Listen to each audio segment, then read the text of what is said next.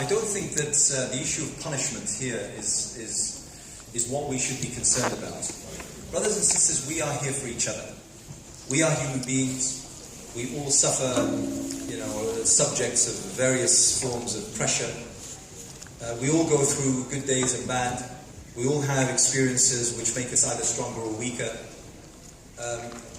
And I'm surprised why we concern ourselves with someone who may stray from the path for a while, and immediately we're sort of thinking of, okay, so what sentences can we pass? What punishment? What's going to be their fate in hellfire? Are they going to, boil till their eyes pop out, or are they? Why are we obsessed with this? I mean, I think that if such a thing was to happen, well, first, answering the question itself, that sister should be congratulated and welcomed with open arms after she had her lapse, because she lapsed and then she came back. That's a tremendous feat, and that sister should be congratulated, not discussed with her about what her punishment will be. That's one thing.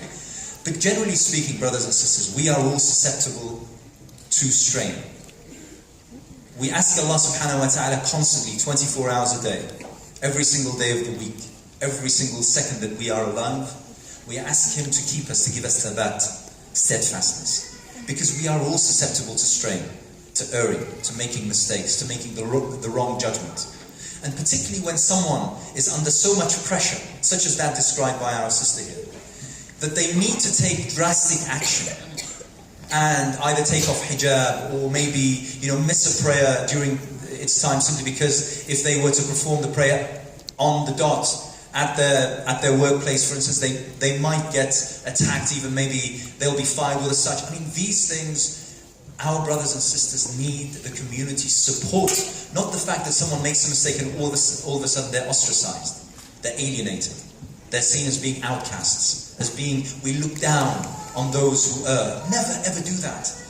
How many of the athar, the sayings that we receive from our salaf about how to treat someone if you met him, and this was, by the way, during the days of the Prophet ﷺ and the Sahaba, that if you see someone walking down the street, swaying out of drunkenness, make sure to hide him with your cape and bring him inside your house until he is sober again, and don't let him alone. Don't let him out on the street, lest people abuse, harm, hit him, do something to him. We are taught to be the most caring. If our obligation in life is to give the greatest gift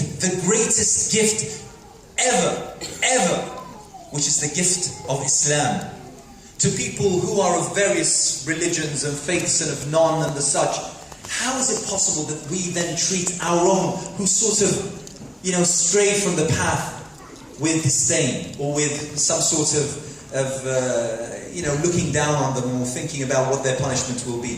I think we should be far more caring than considering that. I think that those who stray off the path should find a community that is more than willing, more than happy to welcome them back and to urge them to come back.